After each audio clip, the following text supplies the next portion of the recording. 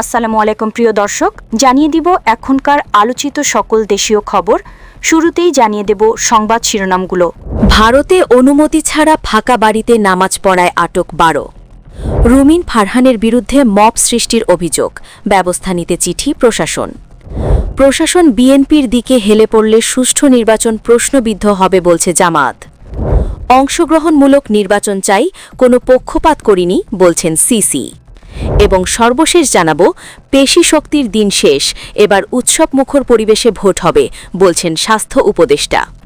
প্রিয় দর্শক, এতক্ষণ দেখছিলেন সংবাদ শিরোনামগুলো, এখন জানাবো বিস্তারিত খবর। ভারতে অনুমতি ছাড়া ফাঁকা বাড়িতে নামাজ পড়ায় আটক 12। ভারতের উত্তরপ্রদেশে অনুমতি ছাড়া ফাঁকা বাড়িতে নামাজ আদায়ের অভিযোগে 12 জনকে আটক করেছে পুলিশ। সংশ্লিষ্ট কর্মকর্তা তারা এ তথ্য জানিয়েছেন। পুলিশে জানায়, ওই ফাঁকা বাড়ির ভেতরে নামাজ আদায়ের একটি ভিডিও সামাজিক যোগাযোগ মাধ্যমে ছড়িয়ে পড়ে। ভিডিওটি তদন্তের অংশ হিসেবে বিবেচনায় নেওয়া হয়েছে। বেরেলির দক্ষিণাঞ্চলের পুলিশ সুপার আংশিকা বার্মা জানান, মোহাম্মদগঞ্জ গ্রামের কয়েকজন বাসিন্দার কাছ থেকে খবর পাওয়ার পর পুলিশ সতর্কতামূলক ব্যবস্থা নেয়। অভিযোগে বলা হয়, একটি ফাঁকা বাড়ি কয়েক সপ্তাহ ধরে অস্থায়ী মাদ্রাসা হিসেবে ব্যবহার করা হচ্ছিল। তিনি বলেন, কোনো নতুন ধর্মীয় কার্যক্রম বা সমাবেশ অনুমতি ছাড়া আয়োজন করা আইন লঙ্ঘনের শামিল। এ ধরনের কর্মকাণ্ড ফের ঘটলে কঠোর ব্যবস্থা নেওয়া হবে। একই সঙ্গে তিনি সবাই গিয়ে শান্তি ও আইনশৃঙ্খলা বজায় রাখার আহ্বান জানান। পুলিশের পক্ষ থেকে জানানো হয়, আটক 12 জনের বিরুদ্ধে শান্তিভঙ্গ সংক্রান্ত ধারায় অভিযোগ আনা হয়। পরে তাদের ম্যাজিস্ট্রেটের আদালতে হাজির করা হলে জামিন মঞ্জুর করা হয়। এই ঘটনায় আরও 3 জন পলাতক, তাদের খোঁজে তল্লাশি চলছে। প্রাথমিক তদন্তে জানা গেছে, ফাঁকা বাড়িটি হানিফ নামে এক ব্যক্তির মালিকানাধীন। বাড়িটিও অস্থায়ীভাবে শুক্রবারের নামাজ আদায়ের জন্য ব্যবহার করা হচ্ছিল। কর্তৃপক্ষের কাছে চাওয়া হলেও কোনো লিখিত অনুমতি বা বৈধ নথিপত্র উপস্থাপন করা যায়নি বলেও জানিয়েছে তারা। পুলিশ আরও জানায়, গ্রামবাসীর একাংশ নিয়মিতভাবে ওই বাড়িতে অনুমতি ছাড়া নামাজ আদায়ের আপত্তি জানান এবং বিষয়টি প্রশাসনকে অবহিত করেন। এরপর পুলিশ ঘটনাস্থলে গিয়ে নামাজ আদায় বন্ধ করে দেয়। কর্তৃপক্ষ জানিয়েছে, সামাজিক যোগাযোগ মাধ্যমে ছড়িয়ে পড়া ভিডিওটি তদন্তে গুরুত্বপূর্ণ প্রমাণ হিসেবে বিবেচনা করা হচ্ছে। রুমিন ফারহানার বিরুদ্ধে মব সৃষ্টির অভিযোগ, ব্যবস্থা নিতে চিঠি প্রশাসন। দ্বাদশ জাতীয় সংসদ নির্বাচনে ব্রাহ্মণবাড়িয়া 2 আসনের স্বতন্ত্র প্রার্থী ব্যারিস্টার রুমিন ফারহানার বিরুদ্ধে নির্বাচনী আচরণবিধি লঙ্ঘনের পাশাপাশি মব সৃষ্টির অভিযোগ করা হয়েছে।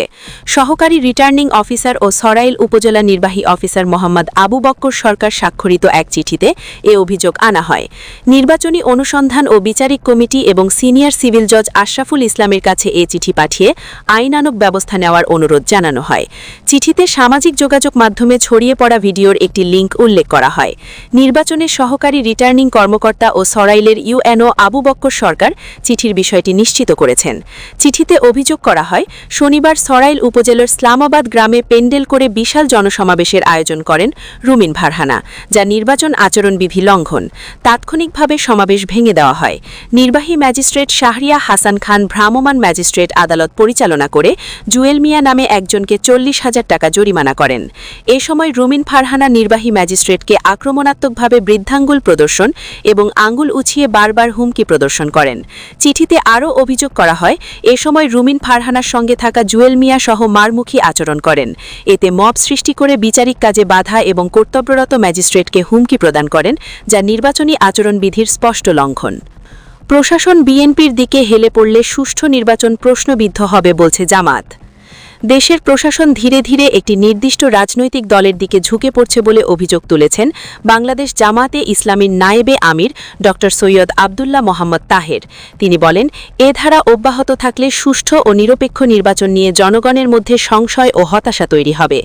একই সঙ্গে নির্বাচনী মাঠে সমতা নীতি ভঙ্গ হলে দায় এড়াতে পারবে না নির্বাচন কমিশন। তিনি বলেন, সারা দেশে প্রশাসনিক কর্মকর্তাদের আচরণে বিএনপির প্রতি পক্ষপাতির বিষয়টি এখন দৃশ্যমান। বিশেষ করে মাঠ পর্যায়ে দায়িত্বে থাকা এসপি ও ডিসিতে যারা একই সঙ্গে রিটার্নিং অফিসারের দায়িত্ব পালন করছেন, আচরণে নিরপেক্ষতার ঘাটতি লক্ষ্য করা যাচ্ছে। এ ধরনের কর্মকর্তাদের একটি তালিকা তারা ইতোমধ্যে করেছেন বলেও জানান তিনি। তবে আপাতত বিষয়টি পর্যবেক্ষণে রাখা হয়েছে এবং এখনও লিখিত অভিযোগ দেওয়া হয়নি। ড. তাহের অভিযোগ করেন, গত 2-3 সপ্তাহ ধরেই একটি দলের শীর্ষ নেতাকে ঘিরে সরকারের অতিরিক্ত নিরাপত্তা ও প্রোটোকল দেওয়ার প্রবণতা নির্বাচনী মাঠে সমতা নীতির সরাসরি লঙ্ঘন।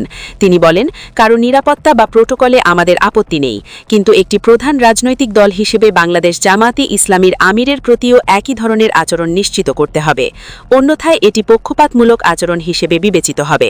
জামাতে নায়েবে আমির বলেন, নির্বাচন কমিশন যদি এ ধরনের বৈষম্যের বিরুদ্ধে কার্যকর ব্যবস্থা নিতে ব্যর্থ হয় তাহলে জাতিকে পক্ষপাতমূলক অপরাধ হিসেবে বিবেচনা করবে এবং লেভেল প্লেইং ফিল্ড পুরোপুরি ভেঙে পড়বে।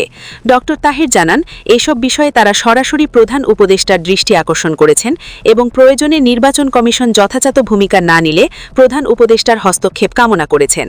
তিনি বলেন, জামাত ইসলামী দৃঢ়ভাবে বিশ্বাস করে প্রধান উপদেষ্টা ব্যক্তিগতভাবে একটি অবাধ ও সুষ্ঠু নির্বাচন চান, তবে তার আশেপাশে থাকা কিছু উপদেষ্টা তাকে বিভ্রান্ত করার চেষ্টা করেছেন বলে অভিযোগ তুলে বিষয়টি গুরুত্ব সহকারে বিবেচনায় আহ্বান জানান জামাতে নায়েবে আমির।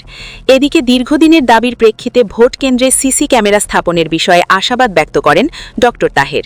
তিনি জানান, প্রধান উপদেষ্টা তাদের আশ্বস্ত করেছেন যে মন্ত্রিপরিষদ পর্যায়ে প্রতিটি ভোট কেন্দ্রে সিসি ক্যামেরা স্থাপনের সিদ্ধান্ত নেওয়া হয়েছে এবং এজন্য প্রয়োজনীয় অর্থ বরাদ্দ দেওয়া হয়েছে। জামাতে নায়েবে আমির বলেন, যদি সত্যি প্রতিটি কেন্দ্রে সিসি ক্যামেরা স্থাপন করা হয় তাহলে এটিকে একটি উল্লেখযোগ্য ও ইতিবাচক পদক্ষেপ হিসেবে আমরা দেখব। এই কারণে প্রধান উপদেষ্টাকে আগাম ধন্যবাদ জানানো হয়েছে বলেও উল্লেখ করেন তিনি। অংশগ্রহণমূলক নির্বাচন চাই, কোনো পক্ষপাত করিনি বলছেন সিসি। নির্বাচন কমিশন কোনো ধরনের পক্ষপাতিত্ব ছাড়াই আপিল শুনানি সম্পন্ন করেছে বলে জানিয়েছেন প্রধান নির্বাচন কমিশনার এএমএম নাসির উদ্দিন। তিনি বলেছেন, আমরা চাই সবার অংশগ্রহণে একটি সুন্দর নির্বাচন হোক। এই লক্ষ্য থেকেই আমরা স্বতন্ত্র প্রার্থীদের 1% ভোটারের সমর্থন সূচক স্বাক্ষরের বিষয়টি শিথিল করেছি। নির্বাচন ভবনে টানা 9 দিনের আপিল শুনানি শেষে সাংবাদিকদের একথা বলেন তিনি। শুনানি শেষে সিসি বলেন, অনেকে হয়তো আমাদের সমালোচনা করতে পারেন, কিন্তু স্বতন্ত্র প্রার্থীদের 2% ভোটারের সমর্থন সূচক স্বাক্ষরের বিষয়টি আমরা কিভাবে ছেড়ে দিয়েছি তা আপনারা দেখেছেন, কারণ আমরা চাই নির্বাচনটি অংশগ্রহণমূলক হোক, তবে আপনাদের সহযোগিতা ছাড়া এটি সম্ভব নয়। তিনি বলেন, আমি আমার এবং আমার টিমের পক্ষ থেকে আশ্বস্ত করতে পারি, কোনো পক্ষপাতিত্ব করে আমরা কোনো জাজমেন্ট দেইনি। অনেক বিচার বিবেচনা এবং মহান আল্লাহর উপর ভরসা রেখে আমরা সঠিক সিদ্ধান্ত নেওয়ার চেষ্টা করেছি। শুনানিতে প্রার্থীদের স্বতঃস্ফূর্ত অংশগ্রহণের প্রশংসা করে নাসির উদ্দিন বলেন, আপনারা যেভাবে কুয়ারি করেছেন এবং জবাব দিয়েছেন আমি অভিভূত। আমাদের আলেম ওলামারা একে বাহাস বলেন।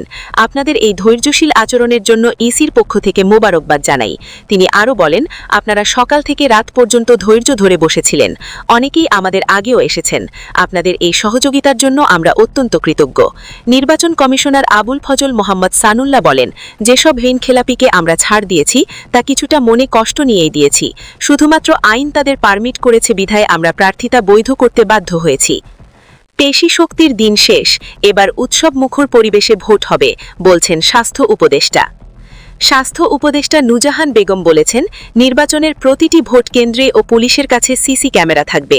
কেউ ভোট বাক্স দখল বা কোনো অনিয়ম করতে চাইলে তা ধরা পড়বে। পেশি শক্তির দিন শেষ, এবার উৎসবমুখর ও নির্বিঘ্ন পরিবেশে ভোট হবে।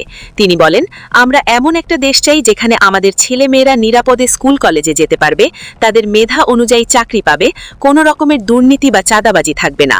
অর্থাৎ আমাদের সমাজে এখন যা হচ্ছে এগুলো হবে না। আমরা যদি ওই রকম একটা সমাজ চাই, ওই রকম দেশ চাই, এই গণভোটটা সেটার জন্য, দেশ পরিবর্তনের জন্য। স্বাস্থ্য উপদেষ্টা বলেন, 24-এ যে গণ আন্দোলন হলো সেই আন্দোলনের ফসল হলো আজকের এই পরিবর্তনটা। সেই সময় আমাদের প্রায় 14,000 ছেলে মেয়ে আহত হয়েছে, 32 জন ছেলে হাত অথবা পা হারিয়েছে, 22 জনের চোখ সম্পূর্ণভাবে নষ্ট হয়ে গেছে। প্রিয় দর্শক, এই ছিল এখনকার গুরুত্বপূর্ণ নিউজ। আরও গুরুত্বপূর্ণ নিউজ নিয়ে ফিরছি কিছুক্ষণের মধ্যে। নিউজগুলো সবার আগে দেখার জন্য এই চ্যানেলটি সাবস্ক্রাইব করে আমাদের সাথে থাকুন। ধন্যবাদ।